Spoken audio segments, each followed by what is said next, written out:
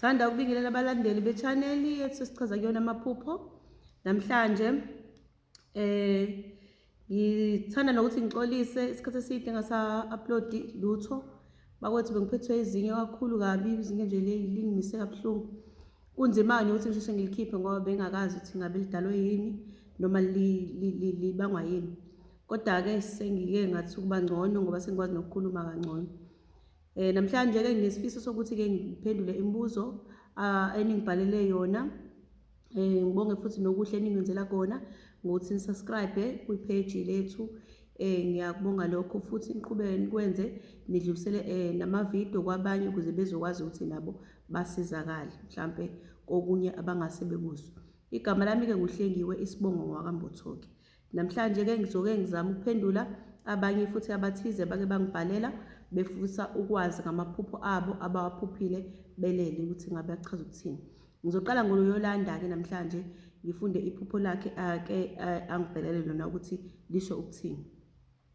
Uthi uYolanda, kuchazani ukuphupha kusithiwa nansi inyoka endizayo, ngabe leyo nto isho ukuthini-ke?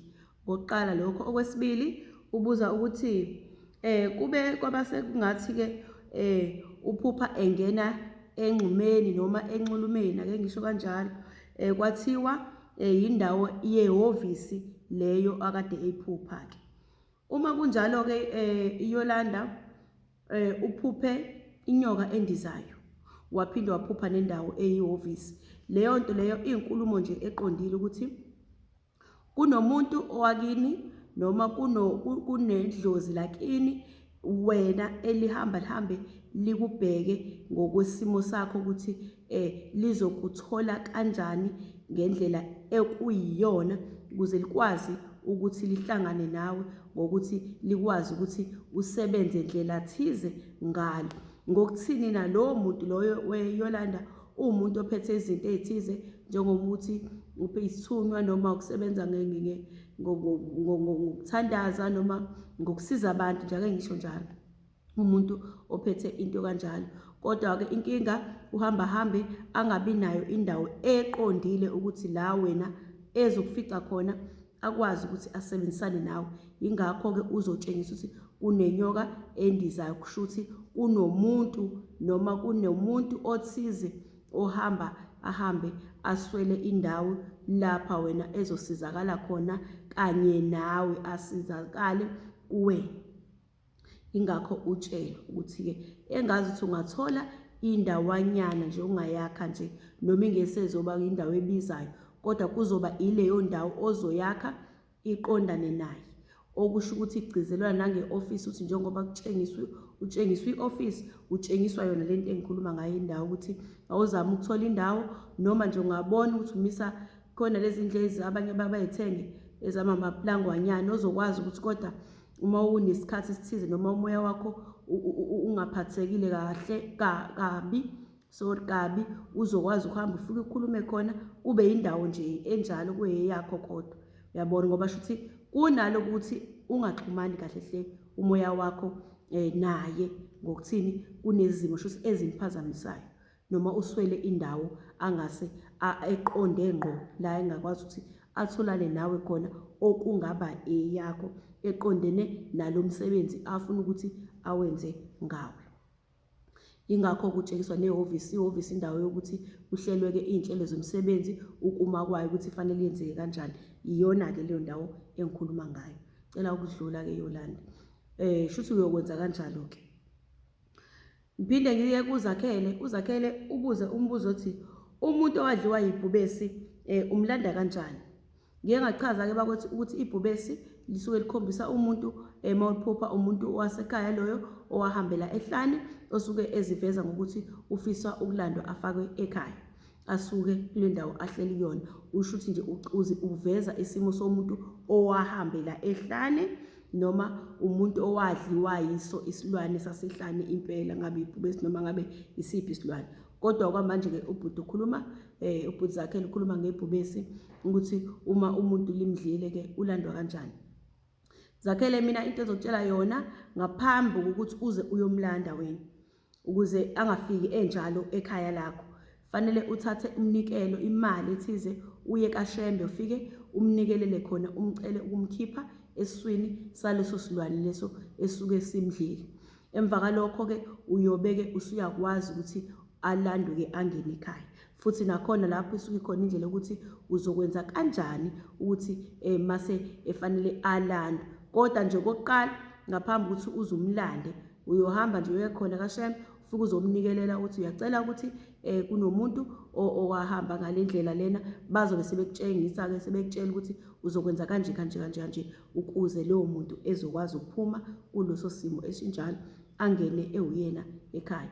Ukokuqala nje uyoqala khona, uma ungabeke sekuthiwa usuyamngenisa, uyobeke sekuba lula uma usumkhiphile kanjalo. Uyoqala khona-ke. Ngicela ukudlula futhi. Ngize kuNtokozo. uNtokozo-ke naye uthi ukuphupha amazambane aphekiwe ahlanganiswe nesipinashi kusho ukuthini? Isipinashi ake ngiqale kanjena-ke Ntokozo uchazele isipinashi. Ubuza ukuthi uphupha amazambane aphekiwe asehlanganiswa nesipinashi ngabe kusho ukuthini? Ake ngiqale-ke, isipinashi kusho isisho into ephathekayo. Kungaba ukuthi esikhathini esizayo uma usibona nje similile kusho ukuthi ungase uphile kangcono, uzizwe ungcono emzimbeni, noma ungase kube khona into ethize ezophatheka uyibone ngamehlo, enzeke ngamehlo iphatheke. Into nje esuke izophatheka leyo, into esuke izokwenzeka ngokuyiqiniso, ake ngisho kanjalo, ezophatheka. Uyayizwa loo nto leyo? Amazambane ngathi achaza ukuthi inhlebo ethize wena esuke izovela ngawe. Lalela-ke, isipinashi sakho sesiphekiwe sahlanganiswa namazambane. Uyabona njengoba sephekiwe la mazambane, okusho ukuthi amanga athize befanele avele asedlulelwe isikhathi. Lento ebefanele ivele ephathekayo ngawe, okuyiyona mhlawumbe ebizokusiza futhi ebizoba yinto ezovela ngqo uyazi nawe engxenyeni yesipinashi, shukuthi ibihlangene namanga athize agcine njani engavelanga, kodwa befanele kuvele ini, into ethize ephathekayo kuyona leyo nto, kwase ihlanganiswa namanga yase iyonakala. Yingakho sekuhlangane konke kanje, kungabanga kusanzeka ngoba bese kuvele sekwakheleke emangeni, kodwa kuyinto ebizovela obala mhlawumbe isize wena, yagcina-ke sihliphizekile ngaleyo ndlela. Kusho lokho-ke Ntokozo. Cela ukudlula ngekusindiswa. Sindiswa uthi ngiphuphe ibhubesi libhonga kakhulu. Ngabe kusho ukuthini lokho? Liphinde futhi limsukele, shuthi lize kuyena lisakumjaha lifike lingamenzi lutho-ke. Sindiswa leyo nto isho ukuthi nene wena unomuntu wakini owahambela endaweni ethize kodwa engekho ekhaya. Shuthi wahambela endaweni eyihlane ozama ohlala aziveze kunina noma aziveze kuwe. Ithini-ke indaba yakhe? Ithi njengoba esuke libhonga nje kanjalo ibhubesi, zimbili izinto asuke zenza. Okokuqala, usuke uyanxoshela izitha khona elapho ngaphandle, khona ekuleso simo leso esinjalo, anixoshele izitha zibe nokusaba ukuthi zingenzi inoma yini ekhaya leni. Sakunigada, sakusimo sokuthi abafake uvalo lokuthi bengenzi noma yini.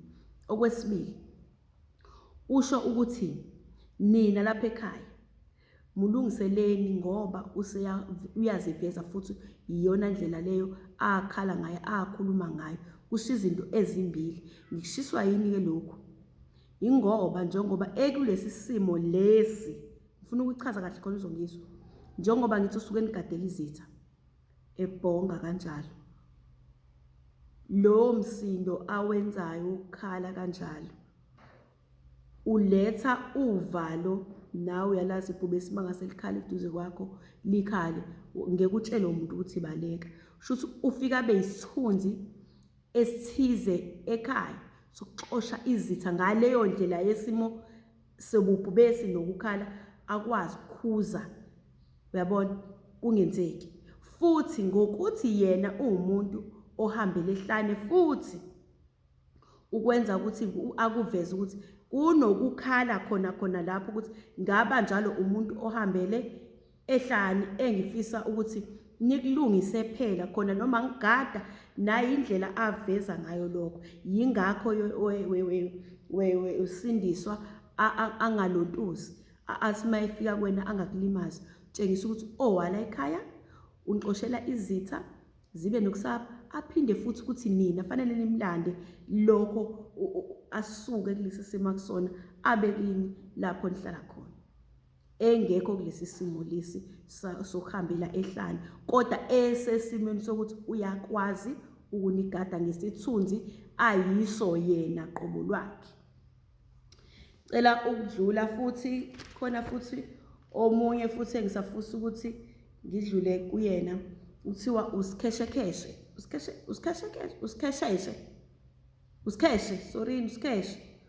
uthi kuchazana ukuphupha izulu liduma kodwa lingahlomile, lishaya izindlu ngombani bese ngiyabaleka, bese kuqhamuka umfana nje athi hayi ungabaleki, ngeke likushaye wena uqinile, athi futhi uqine kabi, ebese enginika okusampushana, angigcobe ekhanda livele lise izulu libalele.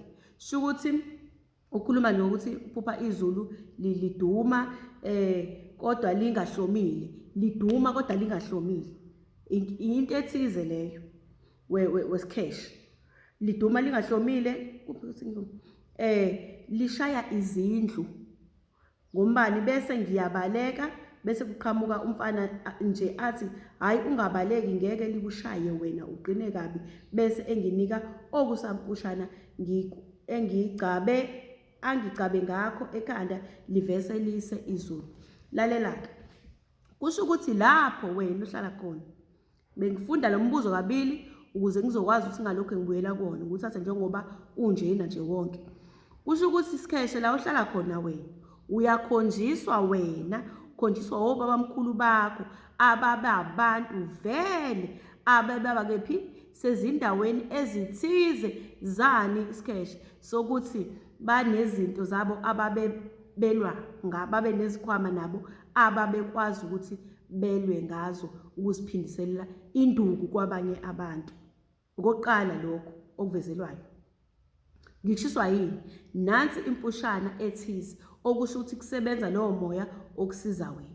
Okokuqala, kodwa-ke phezu kwalokho uze kusebenze lokho yini? La uhlala khona, kuhlale, angithi ukuthi belingahlomile izulu, belingatshengisi ukuthi liguqubele, ake ngisho kanje, beliduma kodwa libe lingahlanganisile, athi ngibo lingahlomile, litshengisa ukuthi shuthi kuthi kukuhle nje lapho kini mase niyashawa ngezulu ndlela thize, abantu abayizitha, shuthi noma kungasesilona izulu ngqo, kunokuganga okwenziwayo okuyinkinga lapho ohlala khona, ngoba suke lingahlomile, alikhombi ulaka lwabaphansi, likhomba ukuganga osuke kuzobulala ini umuzi, njengoba usho ukuthi lishaya izindlu. Mase kuqhamuka lo mfana osiza wena, othi wena ungabaleki uqinile, sesihlehla sesiyaphike sesiyemuva ukuthi vele impandeni yakho wena kwakunabo abantu ababenobunyanga bekwazi ukuzivikela kephi ezintweni ezithize, abathi uma ngase makukuthi kunento eyenzakalayo bavele bathathe igxathu bekulekelele. Leyo nto-ke wesikheshi isuke yenzeka ngaleso sikhathi ulele, akubona ukuthi utshengiswa nje ukuthi hhayi into isuke yenzeka ngaleso sikhathi. Uthulele nje wena, kube khona abagangayo, mase kusuke labo babomkhulu bakho nalowo makhehla ame ngenyawo alwe nalo muntu ebevikela wena futhi ngaso leso sikhathi. Wayizwa loo nto leyo? Yingakho-ke uzobona lo mfana omncane othunywayo kuwena ukuthi athi cha wena uqinile, bekufake le mpushane ngoba bona babe nendlela yokwazi ukuthi bazivikele bona. Ingakho betshengisa nawe ukuthi wena uyiphathi yaleyo family ongeke uze wenze noma yini, ngoba nabo babekwazi ukwenza njani, ukuzilwela-ke isikheshi. Cabanga ukuthi uyangizwa ngazi, kona ngiyazama ukuthi ngichaze. Ngicela ukudlula siye uzosuliwe. Sorry guys. Kuthi ngivele ngabhala manje angikwazi ngibhala nje ngidlule. Uzosuliwe. Uthi uzosuliwe. Kushona ukuphupha uwela umlambi. Ngicabanga ukuthi umlambi umfula. Nani kungathi uyawa before uwele, then uwele after that. I went to my grandparents' garden to get apples from the tree. They were bigger than the last time I was there. Shukuthi uthi usho ukuthini ukuphupha uwela umfula uthi ungakaweli mase uyawa. Uthi mase uwile emva kalokho usuzibona usuhamba usuthi ingadi ama-aphula ake ngisho ngicabanga ngizwile ingadi eyagogo wakhe eseyibona-ke esenjani eseyakuyona-ke eyama-aphula. Ngabe isho ukuthini leyo nto leyo? Lalela-ke ngichazele. Uyabona ngoba usukuwela umfula, umfula usho into ethize. Uma amanzi abekade engekho brown akukho kuphi. Uma kade brown kuthi khona into ethize nje embanyana lapho, yabona, ebingase ibe nokwenzeka engathi inomsindwanyana kini. Odala-ke kuba naloko sixoxo kosolaka oluthize. Kodwa mayade clean, akusho lokhu, akhomba ukuphumelela kwena. Kodwa njengoba uwaqala okutshengisa ukuthi vele empilweni uzothi ngaphambi ukuthi ufike kuleya nsimu lena kagogo wakho kuzoba nokuvimbeka nokungakwazi ukuthi uyibone lento ofanele uyenze. Shuthi kuzoba nalezo zinto ezizothi ukubamba kancane, yabona, ukuze wena ugcina unjani uphumelele, wakwazi ukuthi ufike kuleya nto leya enini ama-aphula bakwethu ifruit elihlaza, ngabe impentshisi noma ngabe angazi indaba ngithi agreen ngibo angazi indaba ngithi agreen ama-aphula akhe, kodwa ngizizwa njengathi agreen big tree shuthi ake ngithi ama-aphula akhe lawo. Uma ifruit lihlaza bakwethu elinjengaleli aphula elihlaza, useyongibhalela kangichazela ukuthi abenjani. Kodwa nje mayehlaza nami ngivela wafikela ukuthi angithi akuhlaza. Mayehlaza noma ngabe kuthiwa amampentshisi asuke esho ukuthi uzophumelela wena. Ehlaza nje kusho ukuthi isiqiniseko iso sokuthi uzophumelela wena. Lisho kanjalo nje impentshisi noma i-aphula elihlaza lisho kanjalo. Lalela-ke, uma wena uzibona kusho ukuthi usazothi ukuba neshuthi ney'nkinganyana ey'ncane ezokuvimba okwesikhashana, usukume futhi uzithathe uyibone indlela ukwazi ukuthi la kwakukhona khona ugogo wakho, uthi uma ngabe uyocela khona izinto khona ziyofike zilunge. Noma ngabe kuthi ukhuluma nogogo wakho lokho okucelayo kuyobe-ke sekuyalunga-ke kuwena empilweni yakho. Ngobani? Uwele umfula usho ukuphumelela, waphinde wathi ukuma wawa futhi. Uthe ngicabanga ukuthi uthe before uwele umfula uqale wawa, sho ukuthi uyoqale ube ney'nkinganyana kodwa oyogcina usuphumelele. Ngalesi sikhathi sophumelela ngaso yoba kuninganyana oyokuthola-ke. Qonde nje ukutshelwa lokho, akukho kubi lokho bakwethu. Ngicela phinde futhi ngiqhubeke khona unkululeko la. Unkululeko uthi ndiyazi bakwethu ningixolele ngokufunda ngibe nenkinga. Ngiyazibulisela gogo. Bendisacela ukubuza xa uphupha amasele ngena endlini engabe kutsho ukuthini lokho? Mawuphupha-ke shuthi amaselesele, ngiyacabanga amaselesele ngena endlini ukuthi ngabe kusho ukuthini lokho? Ayikho-ke into eningi lapho Nkululeko, uyatshelwa nje ukuthi wena endlini noma ekhaya uhlala kulona kuhamba kube njani, kube nabantu abakushiyela isichitho phakathi. Kulapho nje ngeke ngize ngichaze uze kube kuningi, kodwa ake ngichazele ukuthi indaba ngithi iselesele lisichitho. Angisho ngoba linyanyeka, yazi ngisho ngobani? Ngisho ngoba nawe mali kubona like livele libaleke lingene ngaphansi ey'ntweni endlini lizisitheleli lapha, likwenzelani lokho? Okwesibili, alihlukanisile ezandleni zalo. Yabo izandla zalo zivalile la kanje. Yayizwa loo nto leyo okutshengisa ukuthi loo nto imbili iyodwa. Yabona? Imbili nje iyodwa. Futhi njengoba kanje limahwaqahwaqa kanje okusho ukuthi libala izinto eziningi nombala wakhona o-brown libala okuningi ongase kube kumbanyana. Uyabona?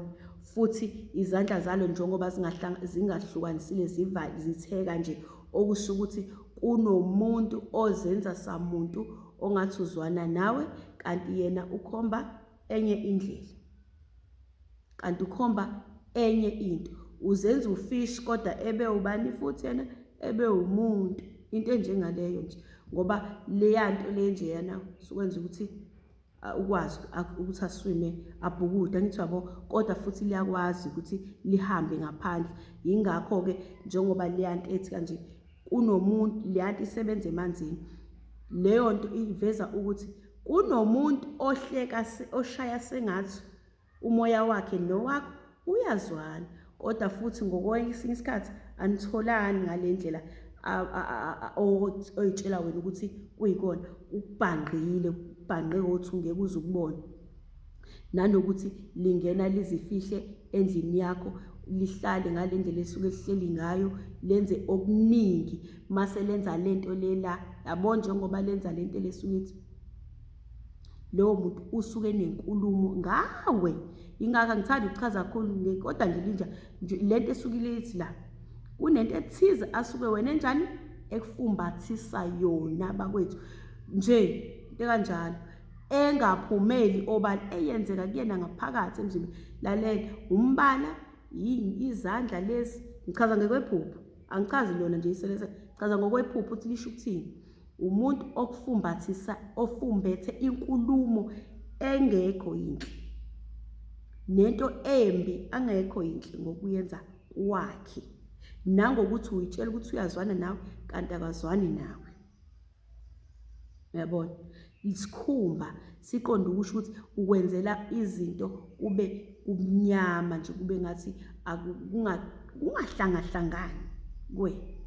Yayizwa loo nto leyo kusho nje into enjengaleyo. Okwesibili iselesele alisiyona into ehlala kephi endlini alifuywa angazi angikhulumi ngabelungu umuntu nje omnyama akalifuyi iselesele bakwethu. Okusho khona ukuthi kunalowo muntu okushiyela ichitho wena endlini yakho ohlala kuyona.